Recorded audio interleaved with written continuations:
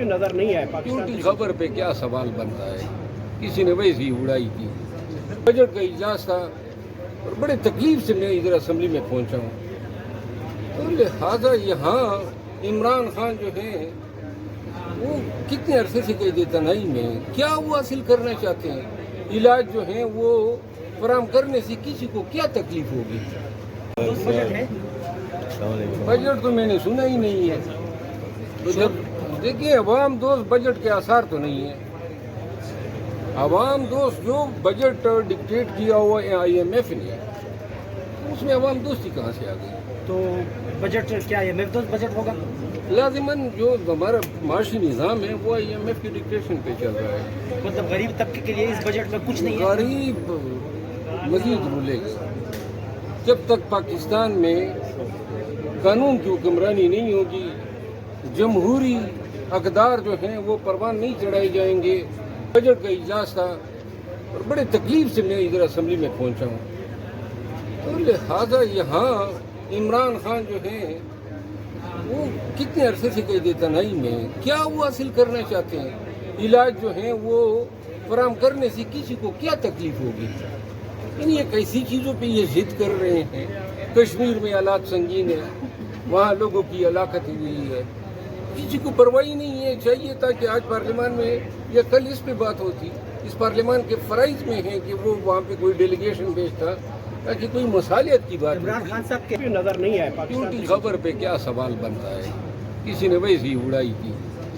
اچھا مروان صاحب یہ بتائیے گا کہ سہیل خان آفریدی جو ہے وہ احتجاج کے لیے آ رہے ہیں، تو کیا کہیں گے اس حوالے سے؟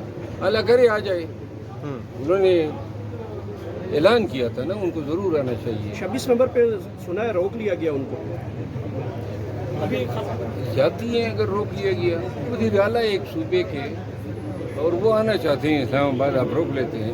اجلاس کا بائیکاٹ کیا گیا، بلاول بھٹو نہیں جائیں گے، پھر اچانک ان کو منا لیا گیا. یہ سنجیدگی سے تحفظات ہیں یا صرف ایک حکومت کو کچھ دیکھیے میرا خیال ہے پیپل پارٹی کی 3 سیٹیں ہتھیائی گئی ہیں گلگت بلتستان. میری ذاتی رائے جو زیادتی ہیں اور وہ یہ ڈیمانڈ بھی کر رہے ہیں.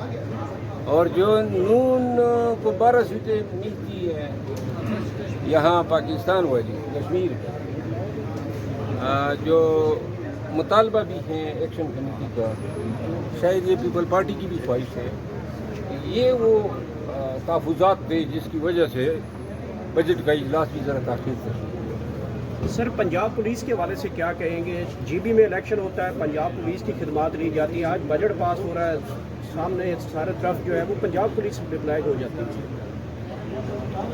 دیکھیے میں تمام اداروں کے افسران کو، خصوصاً پولیس کے افسران کو اور ہر اس افسر کو جس کے پاس عوامی فریضہ کی انجام دہی کی ذمہ داری ہے، ان کو کہنا چاہتا ہوں کہ وقت گزر جائے گا. یہ ایک تاریخ بن رہی ہے.